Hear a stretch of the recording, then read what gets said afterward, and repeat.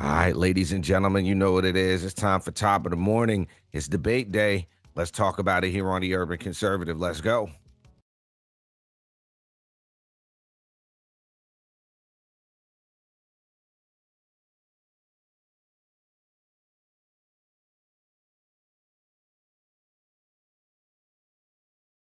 NASCAR. Do you like a Tribe Called Quest? Well, you gonna love the Urban Conservative.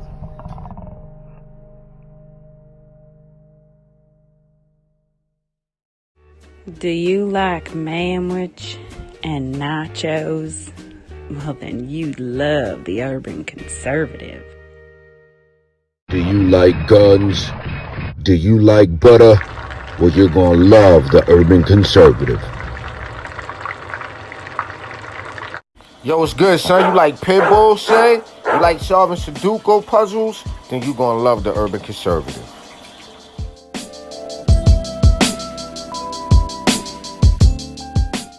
Hey, buddy, if your car making a sound like this,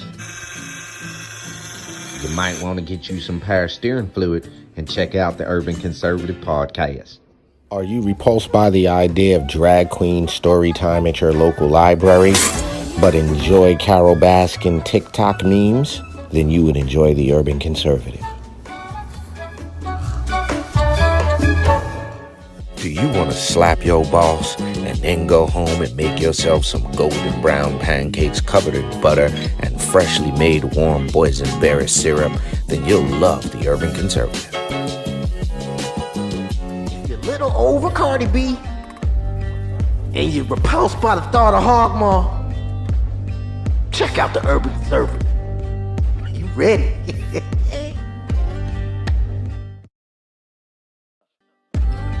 If you think the earth is flat and always on that weird side of YouTube, check out the Urban Conservative. They'll set you straight.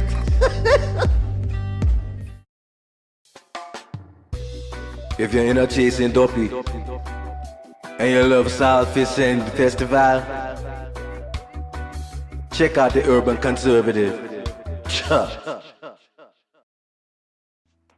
All right, ladies and gentlemen, you know what it is. It's time for Top of the Morning here on the Urban Conservative. Yours truly, Abdul Ali, rocking with you. My twin brother Raheem, Architect Soto's a little under the weather this morning, so I'm filling in.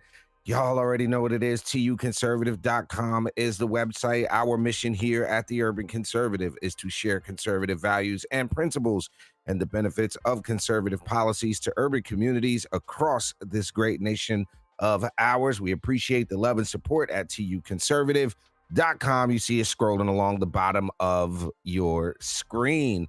Folks, oh my goodness, today is the day. The excitement is in the air.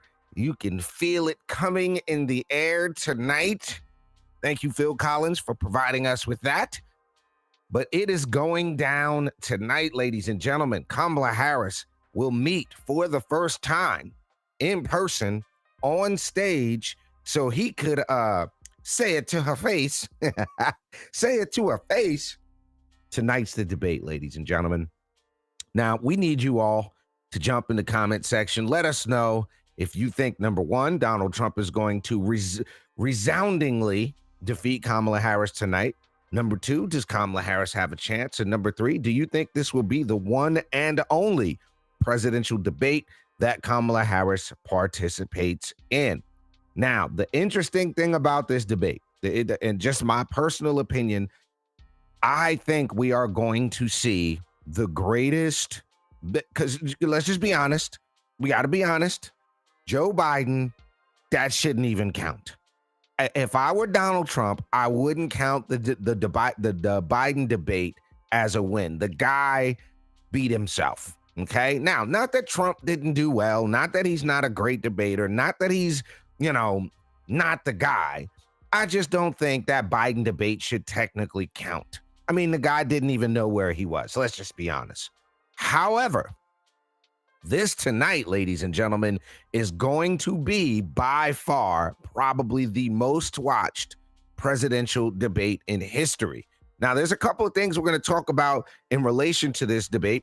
And one of the most important things is Kamala Harris, as we all know, has not really put any policy positions out there. And what she has put out there is absolutely abysmal. But now we're coming to find out that her campaign has plagiarized the policies from Joe Biden's campaign website, copying and pasting onto its issues page. This happened on Sunday, 7 weeks after she entered the presidential campaign. Now, Breitbart reported that she finally posted a set of policies on Sunday and that the policies were published just 48 hours before the presidential debate, which will likely, in my opinion, be the only presidential debate she's not going to want to take that whipping more than once.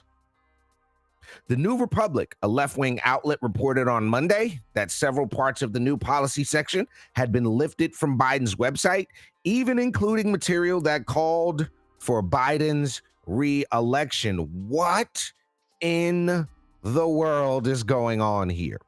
Now, you have to take into account the fact that, and I'm saying this because you all, if you are listeners of this show, you know that we've heard it 1,000 times. She's not a DEI hire. She's a smart woman. She knows what she's doing. You don't become the DA, the Attorney General, the AG of California being a dummy. You don't become a senator by being a dummy. Well, what you can do, is buy a seat. You can spend enough money to influence enough people to vote for you with the right commercial, with the right ad, with the right manufactured event. Hint, hint, hint. So I think that's how she got there. But she doesn't really have any policy positions. Shouts out to Kathy. Says he will win it all. Shouts out to Kathy. Thank you for the check-in, Miss Kathy. I happen to agree with you. So not only do we find out this morning that she's lifted Joe Biden's policy position straightly after her website, okay? There's an article, and this is a left-leaning article on the New Republic. This is not some white ring, some right-wing media outlet. This is the New Republic. This is their story. Embarrassing copy and paste plagues Harris's launch of policy platform. This is not right-leaning. After her released her policy agenda on Sunday, users on X spotted something in the metadata. Much of the language was lifted from Joe Biden's campaign website. On Sunday night, X user Corinne Green pointed out that the issues section of Harris's website contained metadata. And if you don't know, that means metadata basically is the inside workings of the website, with language urging voters to re-elect Joe Biden. This language was visible when links to the campaign site were shared and in the website's description on Google searches. Here you go. Can't make it up. This is absolutely ridiculous. This is by far the most contrived, manufactured presidential campaign in U.S. history. I'm going to say at least in my lifetime of following politics and my awareness of what's going on. I've never seen anything like this, y'all. So the question becomes, when it comes time for her to have to speak off the cuff, when it comes time for her to have to deal with the fact that Donald Trump, love him or hate him, knows what he's talking about, okay? So we're going to talk a little bit more on the other side of this commercial break. What does this mean for Election Day? Y'all don't go anywhere. We'll be right back here on Top of the Morning. Conservative is brought to you by the Queen City Insurance Group. If you need help with Medicare or life insurance, call Kimberly Marshall at 704-559-9279. The Queen City Insurance Group, treating you like royalty. All right, guys, had to pay them bills, but back on here, Top of the Morning, ladies and gentlemen. We are talking about the 2024 likely the only presidential debate that's going to be going down tonight. One of the interesting things about this debate is you all know, like I know, that Kamala Harris is really not going to be prepared to speak off the cuff. Okay, she's not going to be ready. In my opinion, she's not going to be able to deal with having to speak off the cuff, okay? She's not, I don't think, equipped to deal with Donald Trump throwing her record back at her. Okay. I just don't think she's going to be equipped to deal with that. And what I'm looking for real quick is we're going to cover 15 debate rules, what you need to know for the debate tonight. Rule number 1, there's a 90-minute debate. Rule number 2, anchors Lindsey Davis and David Muir will moderate. Thank goodness Donna Brazile ain't doing it. I just can't, I just couldn't, I don't know if I could stomach Donna Brazile being anywhere near or a part of this. I just don't think I wouldn't even want to watch it if she was there. Okay. So these are the 15 debate rules that are being reported. Let's go over them again. 90-minute debate. Lindsey Davis and David Muir will moderate. 2 commercial breaks. No audience in the room. Only the moderators will ask questions. Microphones will only be live for the candidate whose turn it is to speak, which is interesting because that is the rules that they had for the Joe Biden debate, which Donald Trump initially agreed to. Kamala wanted to get that changed to try to get the, I'm talking, sir. I'm talking, Mr. Trump. I'm talking, sir. Let me talk. She was trying to get her sister girl moment on. No opening statements. Oh, okay. 2 minutes to answer each question with a 2-minute rebuttal, 1 minute for follow-up, clarification, or response. Via a coin flip, Trump selected to give the last closing statement. Smart move, buddy. Smart move. Be the last thing that people hear. I dig it. Harris selected the right podium position. No props, no pre-written notes. Each person will have a pen, a pad of paper, and a bottle of water. Uh-oh. Campaign staff will not coach candidates during commercial breaks. You cannot get no help, Kamala. You can't get no help, right? You will not be able to get any help, ladies and gentlemen. That is going to, I think, be one of the proverbial nails in the coffin for this horrible, terrible, no good, very bad campaign. And this is the person that's going to have to speak off the cuff. Y'all listen to this. Culture is, it is a reflection of our moment and our time, right? And present culture is the way we express how we're feeling about the moment. And we should always find times to express how we feel about the moment that is a reflection of joy, because it comes in the morning. Come on. This is what you guys are putting up against Donald Trump. This is not going to go well for her. This is not going to go well for her at all. I mean, I have a feeling Trump is going to do, he should do what he did with Biden. Just look at this lady. And if he was smart, he'd be like, no, I'll just let her explain. I'll give her my 2 minutes. So that's who they're putting up against Donald Trump.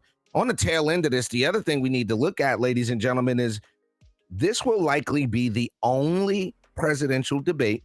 I think all things considered, this is going to likely be the proverbial nail in the coffin for Kamala Harris's campaign. I don't see her getting a bump out of this. There is no post-DNC bump. Even The Hill is saying that she's performing worse. This from The Hill. Vice President Harris, for all her momentum since becoming the nominee, is behind where President Biden and Hillary Clinton stood at this point in their own battles against Trump during the 2020 and 2016 presidential races. That's The Hill reporting that she's behind. This is not some far-right rag that's reporting she's behind. It's The Hill. If The Hill is saying she's behind, what does that mean, folks? Harris is outpacing Trump in national polls kept by the 538 political website with 47% support to 44% with 62 days. So this is a little old and a couple of days old, but Biden had a bigger lead by that measurement in 2020. He was ahead of Trump by 7 points, 50% to 43 at this point. Clinton, running in 2016 at the end of the former President Obama's second term, was ahead of Trump 42 to 38. But you got to remember what's actually happening. Nate Silver, Everybody wants to talk about Nate Silver. Everybody wants to point out that Nate Silver, the polling guru, has now predicted that Trump has a 64% chance of winning the Electoral College in his latest forecast. The NYT Siena College poll found that Trump was ahead of Harris by 1 percentage point, which means he's probably ahead way more than that. So polling guru Nate Silver in his election prediction model gave Trump a 63.8% chance of winning the Electoral College in an update to his latest forecast on Sunday. After the Siena College poll found the former president is up by 1 percentage point. Harris has come out ahead in several national polls and swing state polls since taking over the top of the ticket. However, the results of this new poll, according to Silver, show that the results of the poll confirmed his election model's view that there was a shift in momentum in the race. The New York Times poll also found that more voters said Harris is too liberal or progressive. No shite Sherlock. Her values haven't changed. Remember, she said her values haven't changed, folks. She hasn't changed who she is. Unrealized gains tax, open borders, horrible economic policy, violent crime on the rise in major cities. Colorado just confirmed that it was illegal, gangs taking over those apartment complexes. This is what Kamala Harris is about. And it is not a wonder you see people like Vladimir Putin and others wanting her to get elected because they are the wolves licking their chops. That woman cannot go in a room and negotiate with Vladimir Putin. She can't go in a room and negotiate with Xi Jinping. She can't do that. They're terrified. They are terrified that Donald Trump is going to get back in and that America is not going to be taken as the joke it has been taken for over the last 3.5 years. It is without doubt, and you can look this up yourself. Look at the reception from Joe Biden versus the reception of Donald Trump, okay? It's a whole different ballgame, ladies and gentlemen. But there you have it. Let us know what you think. Get in the comment section. Is this going to be the only debate? Do you think this is going to be the nail in the coffin for Kamala Harris? Can Trump pull this off? Does he have what it takes, in your opinion, to make this happen? Ladies and gentlemen, you've been rocking with the Urban Conservative here on Top of the Morning, the best morning show on the interwebs. Make sure you're following us everywhere at TUC Twins website, tuconservative.com. You can join the fastest growing urban conservative community by going to tuconservative.com, clicking on Hamilton Plan. We would love to have you as part of our growing community. As well, if you live in the great state of North Carolina, make sure you are voting yes to citizens-only voting, as well as in Wisconsin. Big shouts out to my twin brother, Raheem Architect Soto. Make sure you go back and listen to last night's episode. We talked about the rise of the Hispanic conservatives on the podcast. Again, this has been Top of the Morning here on the Urban Conservative. Peace and love, y'all. I'm just a working class American and family man running for U.S. House District 12 here in Charlotte, North Carolina. I'm taking on the radical left and the Democrat machine, and I need your help. Visit AliForCongress.com and make a contribution, and together we can take our country back. Thank you.